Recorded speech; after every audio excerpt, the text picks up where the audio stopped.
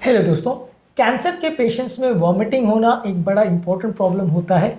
आज इससे संबंधित कुछ यूजफुल टिप्स पर बात करेंगे जो कैंसर के पेशेंट्स की वॉमिटिंग को कम करने में आपकी मदद करेंगे। ऑब्वियसली दवाओं का तो सिग्निफिकेंट रोल होता है, बाकी क्या क्या चीज़ें हम यूज़ कर सकते हैं, दवाओं में भी क्या क्या ऑप्शन है, वॉमिटिंग के क्या क्या दुष्प्रभाव या कॉन्सिक्वेंसेज होते हैं, इन सारी चीज़ों पर हम बात करेंगे। क्योंकि कैंसर पेशेंट्स के लिए ये वॉमिटिंग का होना अपने आप में एक बहुत बड़ी समस्या है। इसको डिस्कशन करना बहुत ज़रूरी है हर व्यक्ति के लिए जिसको या तो कैंसर का थेरेपी चल रहा है या कैंसर के दुष्प्रभाव की वजह से उसको वॉमिटिंग हो रही है, उनके लिए टॉपिक इंपॉर्टेंट है।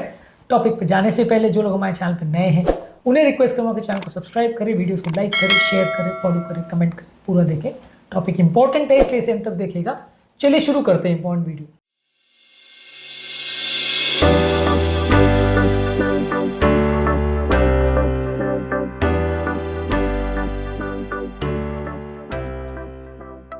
सबसे पहले कैंसर में जो वॉमिटिंग होती है उससे क्या प्रॉब्लम्स या दुष्प्रभाव होते हैं। इससे डिहाइड्रेशन होता है कैंसर के पेशेंट्स में, कई बार ज़्यादा वॉमिटिंग होने की वजह से शरीर का पानी कम हो सकता है। इससे साइड इफेक्ट होते हैं, बहुत ज़्यादा वॉमिटिंग होने से शरीर का सोडियम, पोटाशियम और क्लोराइड के लेवल्स में सिग्निफिकेंट चेंजेस हो सकते हैं, जिससे मसल वीकनेस, अरिथमिया और कन्फ्यूजन हो सकता है। ये एक इंपॉर्टेंट इशू है। इसके अलावा लोगों का खाना पीना कॉम्प्रोमाइज़ हो सकता है, लोगों का न्यूट्रिशन कॉम्प्रोमाइज़ हो सकता है, जिससे लोगों को वेट लॉस हो सकता है, मसल वेस्टिंग हो सकता है।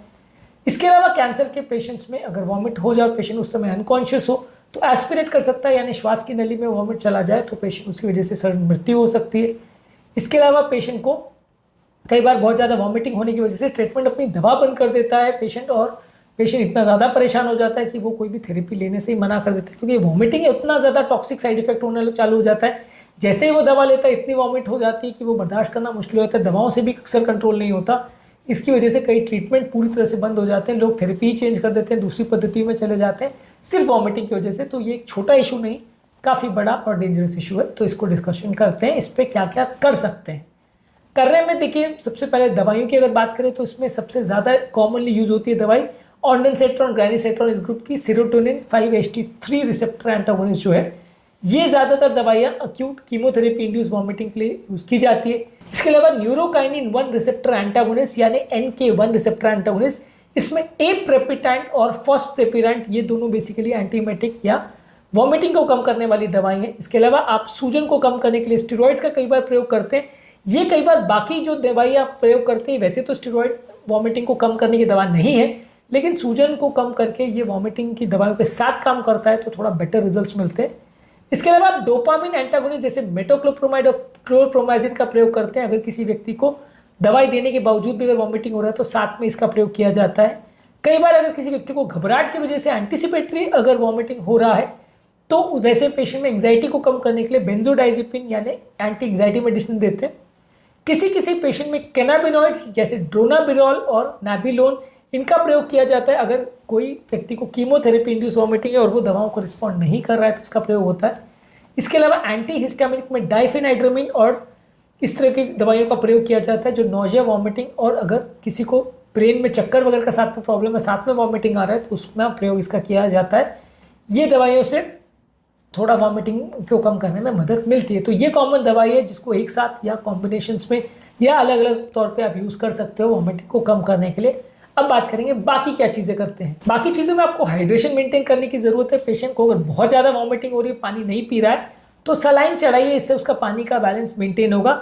इसके अलावा कई बार वॉमिटिंग की वजह से इलेक्ट्रोलाइट इम्बैलेंस हो जाता है, यानी सोडियम पोटाशियम क्लोराइड में चेंजेस आने लगते हैं, तो उनको भी आप अलग तरह से सलाइन के फॉर्म में दे सकते हैं। अगर पेशेंट पानी पी सकता है तो पानी फॉर्म में देंगे, नहीं पी सकता है तो सलाइन के फॉर्म में देंगे। इसके अलावा पेशेंट को न्यूट्रिशनल सपोर्ट देते हैं, क्योंकि ज़्यादा वॉमिट करने की वजह से उसके शरीर में पोषण कम हो जाता है, तो वैसे पेशेंट को सादा खाना, क्लियर फूड देंगे और उनको बहुत ज़्यादा ऑयली, स्पाइसी, जंक फूड नहीं देंगे। और उनको कई बार एंट्रल न्यूट्रिशन देते हैं, जहाँ पे ट्यूब से डायरेक्टली उनको फीडिंग किया जाता है, या पेरेंटल न्यूट्रिशन दिया जाता है, जहाँ इंट्रावीनस इंजेक्शन द्वारा उनको खाना दिया जाता है ताकि उनका न्यूट्रिशन मेंटेन रहे। क्योंकि ये वॉमिटिंग की समस्या कई दिनों तक चल सकती है और ऐसे में जब वॉमिटिंग होती रहेगी तो पेशेंट खाना नहीं खा पाएगा। तो वैसे पेशेंट में आप उनको एंट्रल या पेरेंटल न्यूट्रिशन देके कैसे भी तरह से शरीर में न्यूट्रिशन को पहुंचाने का प्रयास करते हैं। इसके अलावा अगर कोई स्पेसिफिक कारण है जिसकी वजह से वॉमिटिंग हो रही है, तो जैसे अगर ट्यूमर ने अन्य नली को ब्लॉक कर दिया तो उसका ट्रीटमेंट करेंगे।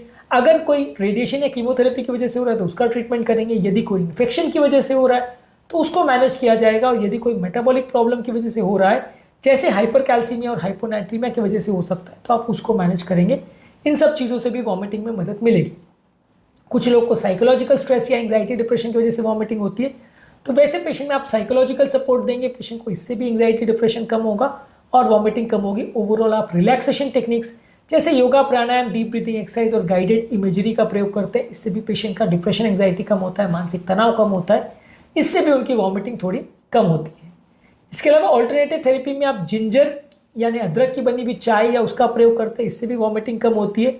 कुछ लोग को अलग अलग तरह की एसेंशियल ऑयल्स की स्मेल सुंघाते हैं जैसे लेमन और पेपरमिंट, इससे भी लोगों का वॉमिटिंग कम होता है। और इसके अलावा आप एक्यूपंक्चर और एक्यूप्रेशर थेरेपी का भी प्रयोग कर सकते हैं, इससे भी नौजिया वॉमिटिंग कम होता है। नौजिया वॉमिटिंग को कम करने के लिए कौन कौन से बेस्ट और वर्स्ट खाद्य पदार्थ हैं और अलग अलग क्या थेरेपी आप कर सकते हो वॉमिटिंग को कम करने के लिए, उस पर हमने अलग से वीडियोस किए हैं। इन वीडियोस को जरूर चेकआउट करें। टॉपिक एंड करने से पहले जो लोग हमारे चैनल पर नए हैं, मैं रिक्वेस्ट करूँगा कि चैनल को सब्सक्राइब करें, वीडियोस को लाइक करें, शेयर करें, फॉलो करें, कमेंट करें, पूरा देखें।